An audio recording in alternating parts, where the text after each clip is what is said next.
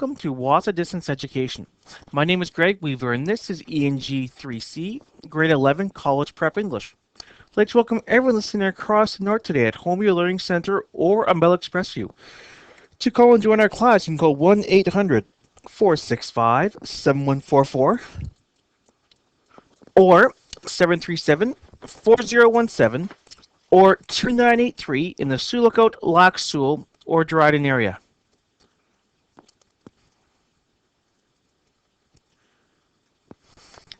So, I'd like to welcome everyone back. This is our first of two classes this week, or today, sorry. And we are having this class because I will be traveling next week, or sorry, I'm traveling tomorrow. I'm going to Deer Lake and to Key Wayland, and so I will be away, and class will be canceled tomorrow. So this class is actually our class for the next hour. And the class from 3 to 4 will be rebroadcast again in tomorrow afternoon slot.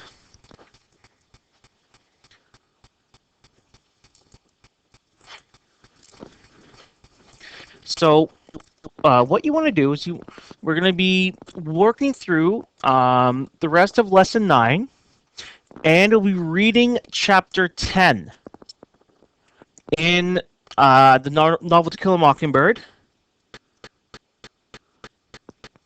And then we will be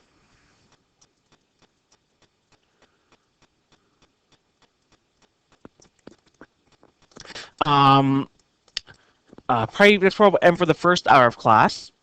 And then we will pick it up and we will start looking at Lesson 10. Now, Lesson 10 will probably take us our class at 3 o'clock as well as our class on Thursday, because there is a lot to get through. And once we finish that, the plan is to do a review of everything we looked at in Unit 2 on Thursday. Then when we come back on next week, we'll be starting with Unit number 3. So that's where we look at the novel study and the rest of the novel. Now, you do have to read the rest of it novel on your own. Once you get past part 2, I would encourage you to do that. And to do that and get started with that now, you will need to do it. However, you will have the March break to work on it as well. I expect we'll only get through Lesson 11 and possibly Lesson 12 before the March break. And we do have all the time. Now, even though March break is not for another week and a half, the WAS office will be closed from the 16th until the 20th of March. And I will be away over the March break. I'll be away starting on the 13th, on the Friday the 13th. And I'm not back again until the 22nd. I'm going on vacation, so I'll be out of the country. If you need any help or any questions, you need to either ask me before the 12th of March, or you can email them or text them to me. However, I will not be able to respond to them until we come back after the March break on the 23rd of March.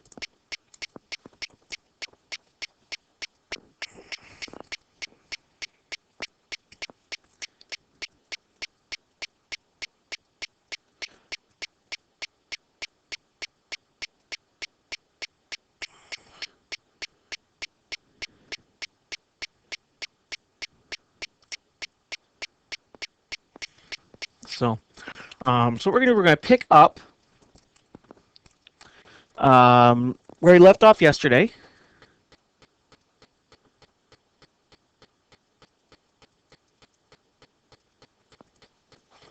And we started reading the short story, Lamb to the Slaughter. So in 1953, it's about a wife who discovers or is told by her husband that he is cheating on her and is going to leave her. That's where we are picking up. We're halfway through it. We are at the bottom of page 48. So we're about halfway through the story so far. Her husband's come home. He's a police officer. He tells her that he is leaving her and her baby because she's 6 months pregnant, and that she's not going to. And she's in shock. Goes down to make dinner and gets a leg of lamb. And he tells her not to make dinner and that he's going out. And if you're on Bridget, you'll see where I highlighted it. And we're going to start 3 paragraphs before that.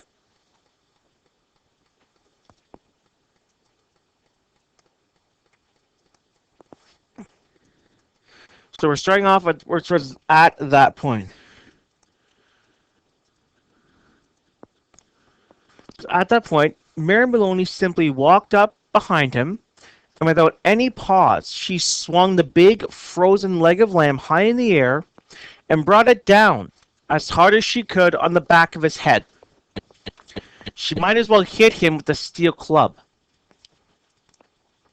She stepped back a pace, waiting, and the funny thing was that he would remain standing there for at least 4 or 5 seconds, gently swaying.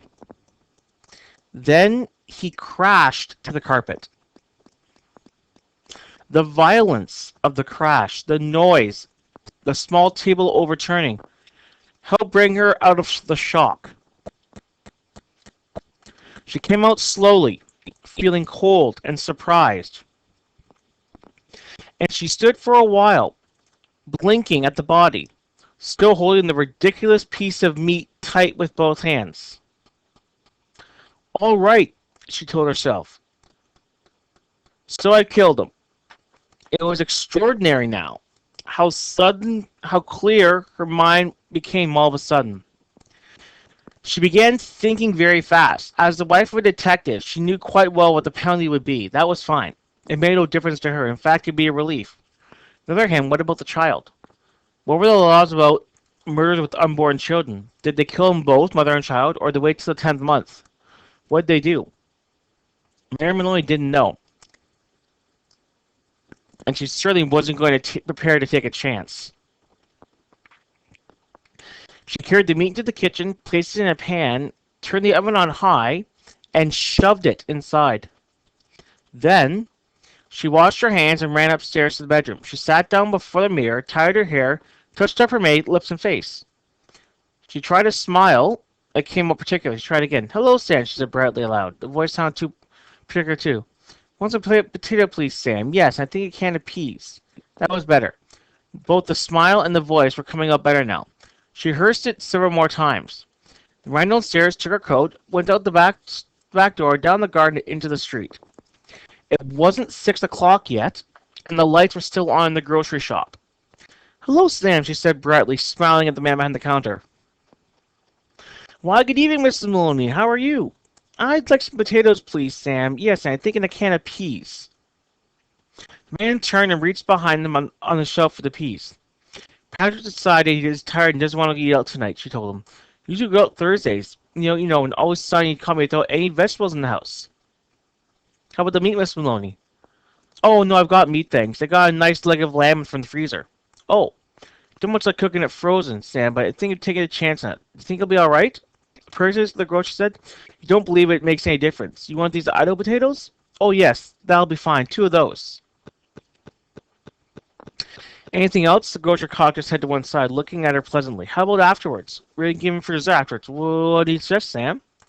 The man glanced from the shop. How about a nice big slice of cheesecake? I know he'd like that. Perfect, she said. He loves it. And when it was all wrapped, she said, Paige, she put on her brightest smile and said, Thank you, Sam. Good night. Good night, Miss Maloney, and thank you. And now she told herself she hurried back. All she was doing now, she was returning home to her husband and was waiting for her supper. She must cook it good and make it as tasty as possible because the poor man was tired. And if, when she entered the house, she happened to find anything unusual or tragic or terrible, then naturally it becomes a shock and she becomes frantic with grief and horror. Mind you, she wasn't expecting to find anything. She was just going home with the vegetables. Miss Patrick Maloney was going home with the vegetables on Thursday evening to cook supper for her husband. That's the way she told herself. Do things right and natural. Keep things absolutely natural. There'll be no need for any acting at all. Therefore, when she entered the kitchen by the back door, she was humming a little tune to herself and smiling. Patrick, she called. How are you, darling? She put the parcel down on the table, went through the living room, when she saw him lying there on the floor with his legs doubled up and one arm twisted back underneath his body. It was rather quite a shock. All the old love and longing for him welled up inside her, and she ran over to him. Knelt down beside him, and began to cry her heart out. It was easy. No acting was necessary.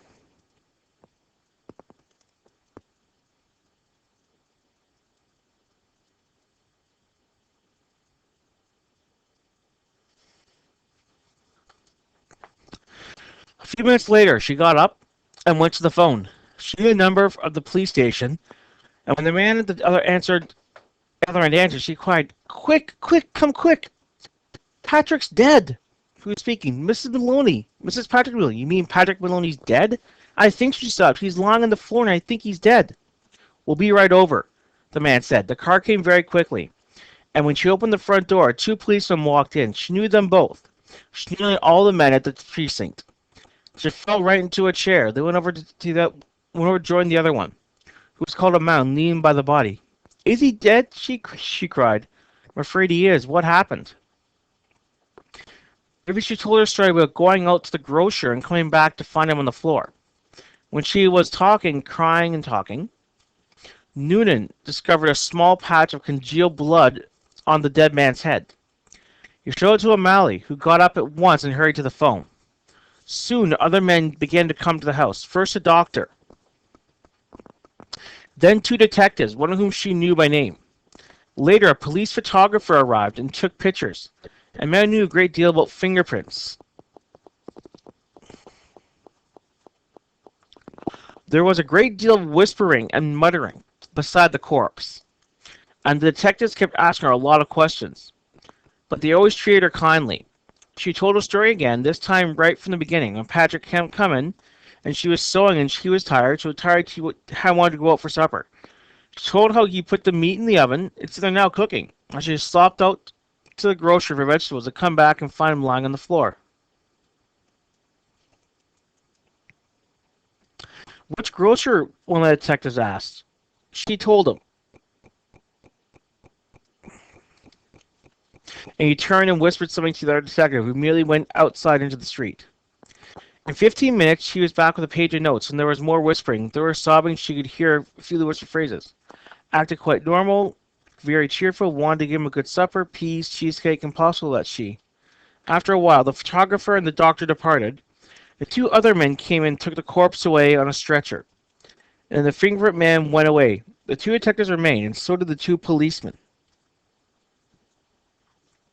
They were exceptionally nice to her, and Jack Noonan asked her if she wouldn't rather go somewhere else, to her sister's house. Perhaps, or even to his own wife, who would take care of and put her up for the night. No, she said. She didn't feel she could move in the yard at the moment. They mind awfully she stayed just where she was till she felt better. She didn't feel too good at the moment. She really didn't. As she lied on the bed, Jack Noonan asked, no, she'd like to stay right there. She was, in this chair. A little later, perhaps, when she felt better, she would move. So he left her there, went about their business, searching the house. Occasionally, one of the detectives asked her another question. Sometimes Jack Noonan spoke to her gently as he passed by. Her husband, he told her, had been killed by a blow in the back of the head, administered with a heavy blunt instrument, almost certainly a large piece of metal. They were looking for the weapon. The murderer may have taken it with him, but on the other hand, he may have thrown it away or hidden it somewhere in the premises. It's the old story, he said. Get the weapon, you've got the man. They didn't have any metal vases, she said. Or a big spanner? She didn't think they had a big spanner. There might be something like that in the garage. The search went on. She knew that there were other policemen in the garden all around the house.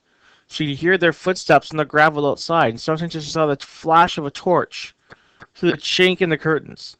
It began to get late, and nearly 9 she noticed the clock on the mantel. The foreman searching the room seemed grown a trifle wary, and a trifle exasperated. Jack, she said, She said, the next time Sergeant went by, would you mind giving me a drink? "Oh, sure, well, you mean this whiskey? Yes, please. Just a small one. Maybe you feel better." He handed her the glass. "You don't have to have one yourself," she said. "You must be awfully tired. Please do. You've been very good to me." Well, he answered, "It's not strictly loud, but I might as well take a drop to keep me going." One by one, the others came in and were persuaded to take a little nip of whiskey. Soon around the stair were rather awkward with drinks in their hands. A couple in her presence, trying to say consoling things there. Sergeant Needham wandered to the kitchen, came up quick and said, "Look, Mrs. Malloy, you know the oven of yours is still on and the meat's still inside." "Oh, dear me," she cried, "so it is. I better turn it off for you, hadn't I?" "Would you do that, Jack? Thank you so much." And the sergeant returned to the second name. She looked at him with a large, dark, "Jack Noonan," she said. "Yes?" "If you do me a small favor, you and these others, we can try." "Well, here you all are, and your good friend dear Patrick's too, helping to catch the man who killed him. You must be terribly hungry by now. I know it's long past your supper time, and I know Patrick would never forgive me, God bless his soul, if I allowed you to remain in his house without offering decent hospitality. Why don't you and eat up that lamb that's in the oven? It'll be cooked just right by now." "Wouldn't dream of it," Sergeant Noonan said. "Please," she begged. "Please eat it. Personally, I couldn't touch the thing. No one's been in the house where he was here, but it's all right for you. It'd be a favor to me if you'd eat it up. That way you can go on with your work again afterwards." There was a good deal of hesitating among the four policemen, but they were clearly hungry. And in the end, they were persuaded to go to the kitchen and help themselves. The woman stayed where she was, listening to them speaking among themselves, their voices thick and slow because their mouths are full of meat. "Have some more, Charlie?" "No, better not finish it." "She wants us to finish it. She said so. I'll be doing her a favor." "Okay, then give me some more." "It's a hell of a big club the guy must use to hit poor Patrick," said one saying. "The doc says his skull was smashed all to pieces just like from a sledgehammer." "It ought to be easy to find, exactly what I say. Whoever done it, not be carrying on things they need with them longer than they need. Well, the person I think is right here in the premises. Right in their very noses. What do you think, Jack?" In the other room, Mary Maloney began to giggle. So that's our short story, and it's fairly interesting.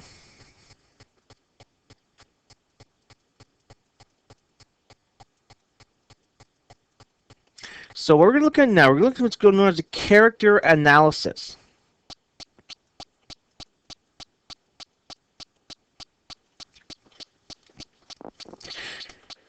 And so it says, characters in good literature are complex creatures with lives as rich as yours or mine. Short story authors limit the number of characters so they can develop them as fully as possible. Through more often they're just simply revealed. So the Pies method of character analysis is a complete way of looking at all the aspects of a character. And there's the term Pies is an acronym for the four different components. Those are physical, intellectual, emotional, and social. We'll go through and we'll explain all of those. So the physical is the physical characteristics of a character encompasses how they look and how they dress. Consider the height, weight, age, etc. of the character. Physical characteristics could also include whether or not they are athletic, strong, graceful, or any other physical description that one can think of. So that's what they physically look like. You had to describe them. How would you describe them? Now, intellectual deals with the intellectual characteristics of a character. Deal with the mind and how well it functions. Don't confuse emotional and intellectual characteristics. The intellect is the reason, logical, intelligent part of the brain. Consider the character as cunning, smart, or rational. And how are they? Those are just three different adjectives I could use to describe that. Now, emotional is looks at the emotional character, and these can vary throughout a story. However, in a short story, the character usually remains emotionally consistent. Consider how the character feels, behaves, and etc. Things like that. So, what are their emotions like? Are they happy? Are they sad? Are they upset? Are they confused? Are they in shock? Think of what emotions you would use to describe that.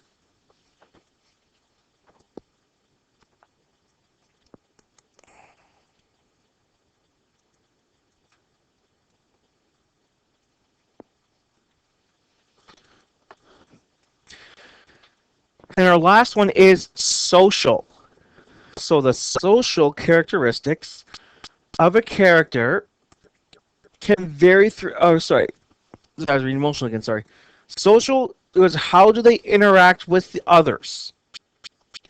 These can include family, friends, and coworkers. Consider whether the character is outgoing or introverted. Does the character have lots of friends? And are they a social person? Some of the characteristics may be pronounced depending on the story. Think about when you read The Telltale Heart. The physical characteristics of the old man play an important part in the story. So the different, depending on the story, the author may feature one or two of these different areas more prominently than the others. And so what we're going to do, we're going to do a support question now, looking at a character analysis, looking at point of view. So the point of view of a story, and we've looked at this already in lesson 7, is the perspective from which it is written. The perspective of a story can change the outcome. Third-person omniscient is a method of storytelling in which the narrator knows the thoughts and feelings of all the characters in the story, as opposed to third-person limited, which adheres closely to only one character's perspective.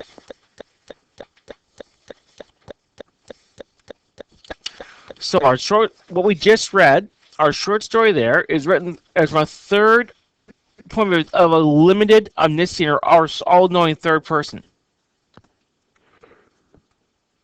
Because of this perspective, the reader never sees into the motives of Patrick. Having Patrick's perspective might radically change how the reader feels about the outcome of the story.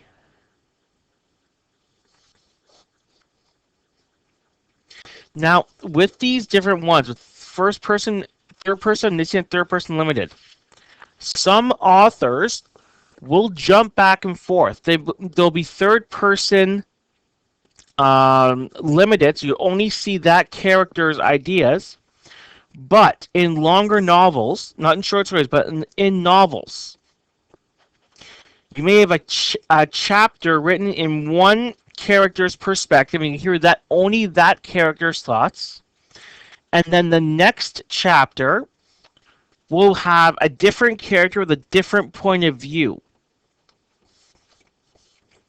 So you can't see here everyone's character's thoughts right away. You can only hear that one, whoever's narrating that chapter. A good example of that, if you watch the TV show Game of Thrones, is the novels that accompany that series. They were novels first before it became a series, and every chapter in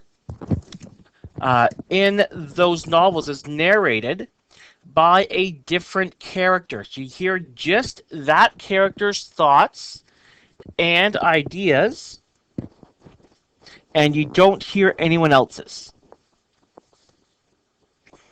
But as just when a chapter changes, it switches again. So, with that said, we're going to look at some support questions. And this is exactly a copy of what you will be doing when we get to the key question for this lesson. And this says, Do a pies analysis form of Mary, of the protagonist in the story. Consider each of the four elements of character: physical, intellectual, emotional, and social. So we'll work through that. And number two, which we'll look at number two first, we'll look at number one. It says, how would the story be different if it had been told from the following perspectives? So if the story had been told from the point of view of the grocer or the police officer,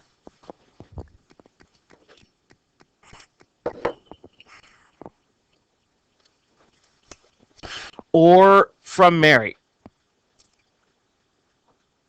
Because so right now we're only told from the point of view of Mary, but it's a limited. We can hear her thoughts, but no one else's thoughts. We can do it from one of the police officers who responded, or from the grocer. So as always, there are suggested answers at the back, but I want to work through these first before you look at the answers. So we're going to do number two first. So how would the story be different? It was 12 from a phone perspective. From the grocer's perspective, a police officer, and Mary's. So this would be more like a third person limited or first person. So you can tell from the point of view of the grocer. You'd be able to see how Mary's alibi, or what her story was, as to what happened, how that worked out through another's eyes. For a police officer,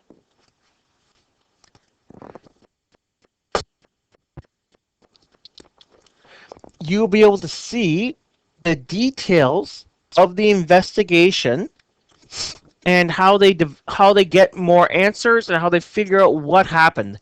You would see the details revealed through their thought process. You would have insights into Patrick's character. Did the police officers, other officers know that he was going to leave his wife? Or were they blindsided as well? Did they know that if he was cheating with another woman? Did they know why, or did they not know anything? You would get a bit more motivation, understand a bit more about the character. And as well, you will confirm the suspicion of Mary. So confirm that she was initially a suspect rather than seeing it through his actions. You'll be able to hear their inner monologue, understand what they're thinking, instead of just what they say and the actions that they take once they arrive at the house. And finally, you have Mary. So how would it was told from perspective? Well, it was told just from Mary's perspective and not for anything else. You had the motive or why she did this would be made a lot clearer because you understand what her thought process is. Also, her future plans might reveal what's she having a boy or a girl, what's going to happen afterwards, how she's going to support herself, all of that. And thoughts that were going through her mind when Patrick told her that he was leaving her. You will be able to understand what those emotions are and how she handles those emotions so it doesn't become obvious. Either to Patrick that she plans this, or also to the police officers so they can't kind of pick up on the visual or physical clues about what happened. So that's all number two. Now for number one, for the pies analysis of Mary. This is in the back of your unit. But I'm going to show you what they have as a good way of laying it out, and then we'll talk through it. And we'll look at also what else we could add in to this that is missing from the chart. So you find the suggested answers for number 1 on page 68 of unit number 2. And this is the very last page of unit number 2.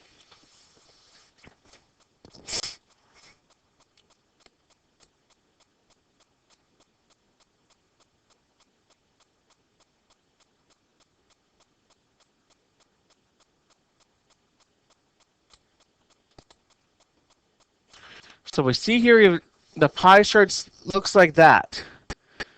So those of you who've done this before, that looks like it's a brainstorming map or a mind map.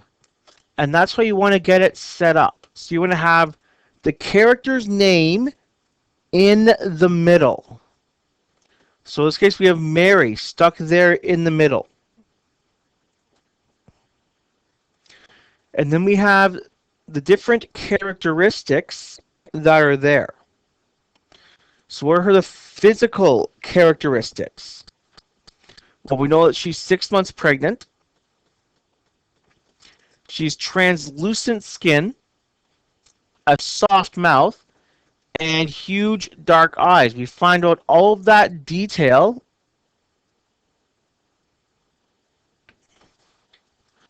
in the print's the first page or two.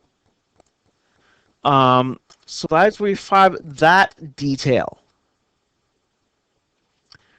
And as well, if you had ever found any detail about her eye color, her hair color, if she was tall, short, skinny, bigger, you would be able to include all of that under that physical area. And that's just a physical little area off this mind map. Next, you have the intellectual in the top right there. So that's smart enough to develop an alibi. So that's looking at her intellect. How smart is she? Trying to develop an alibi. And another we can add in there is she's also smart enough to get rid of the murder weapon. So instead of putting the lamb back in the freezer, where they may find it and see some of Patrick's blood or hair on the lamb, she puts it in the oven and cooks it up. So the heat and doing that would destroy any evidence that remained on it. And she's also smart enough to feed it to the police, so the police themselves eat the evidence.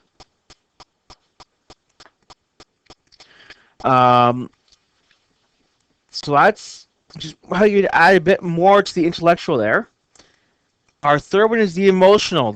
The E of pies is emotional. So this one, the one that changes throughout the course of the short story, or can change throughout the course of the short story. So initially, she's very angry at her husband because he's leaving her and she's 6 months pregnant. We also discover in emotion that she's very cold and calculating. She comes with a plan first to kill Patrick and then to get away with it.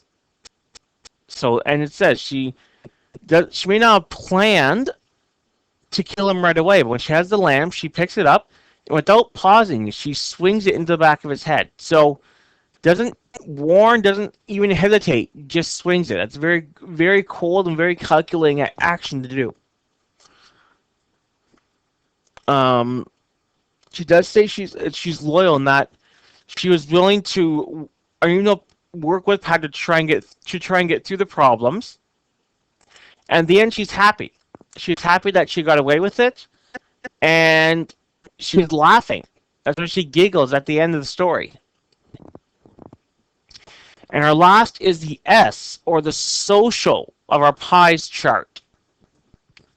And for our social, this is about the hardest one that you have to respond to.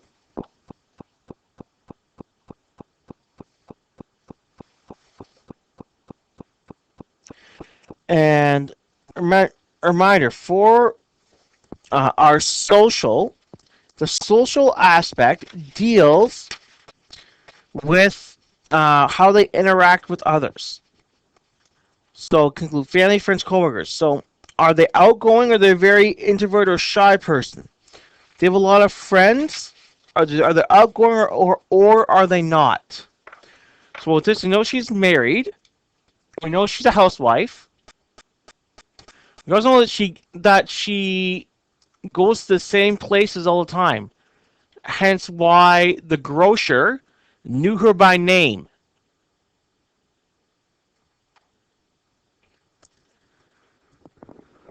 Now remember, this was written in 1953.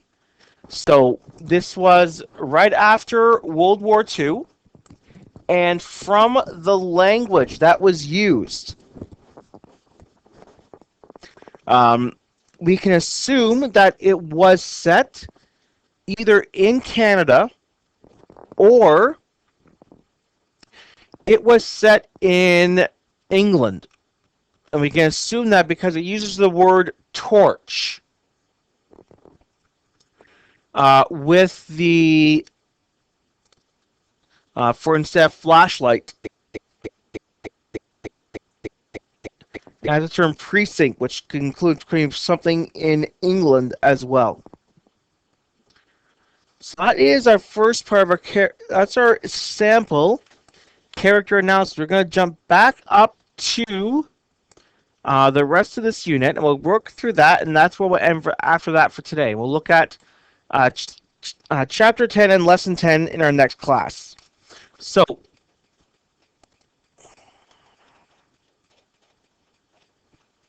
looking at page 54, and we have, it says writing an email at the bottom of page 54. So most people have written an email at one point or another. Well, there is something to keep in mind depending on who is the audience that's receiving your email. Make a note of the following tips. You want to include a specific subject line.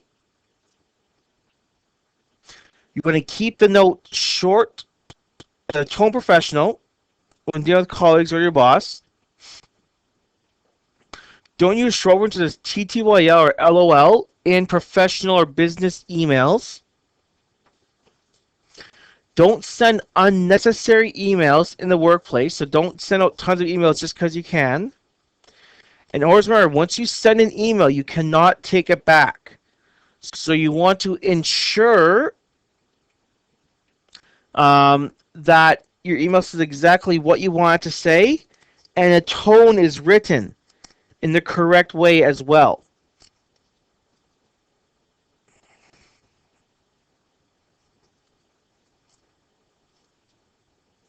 So, with all of that in mind, we're going to jump into key question number 10. So this says running for activities falls below. And there's two assignments for this. The first one, it says do a pies analysis of Patrick. So look what we just did for his wife, Mary. You can do a physical, intellectual, emotional, and social analysis of Patrick. You can do it just exactly in that web form, and it can be done either on a computer or line paper. A line paper will be easier, and it also lets you erase things. Now, in terms for the information you put under physical, intellectual, emotional, and social, that can be done in point form. It does not need to be done in sentences. The information is fine in point form.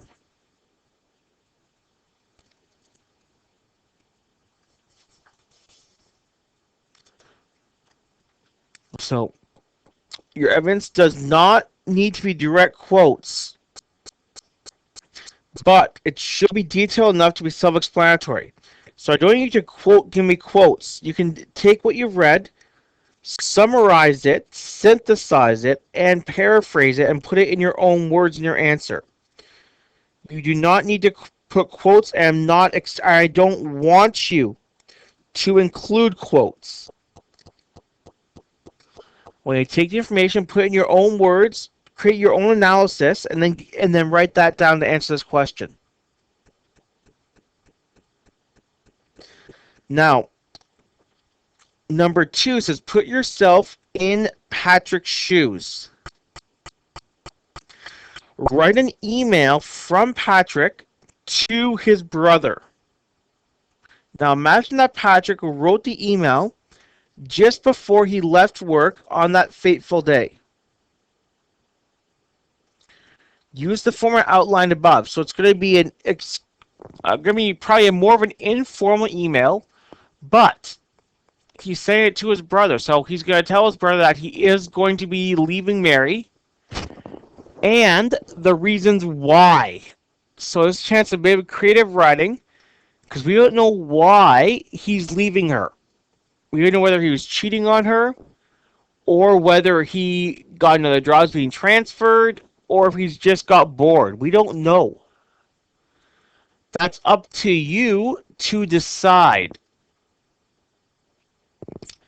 So that one is worth 5 marks. And there is a rubric there that goes over exactly how you will be marked with that. And you do have 10 marks for your PIES analysis. The vast majority of that, 8 of the 10 marks, comes from the information that you provide on that topic.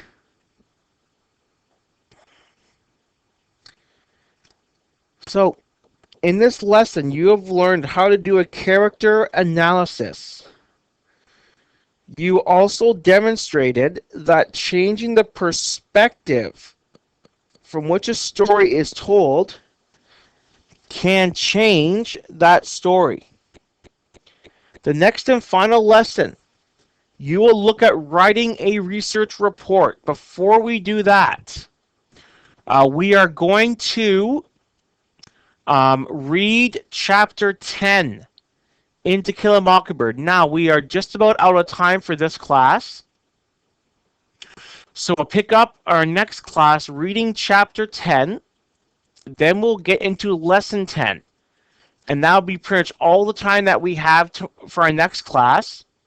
And we'll do our best to finish lesson 10 and read chapter 11 on Thursday. Now, a reminder, there is no class tomorrow because I'm traveling. However, the class that's being recorded the next hour from 3 to 4 o'clock will be replayed again tomorrow in case you miss it.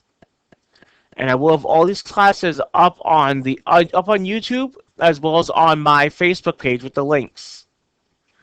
So you can always reach me that way and get a hold and use that to get caught on the work you're missing. Reminder, please hand as much work as you can. If you have questions or you're stuck, let me know.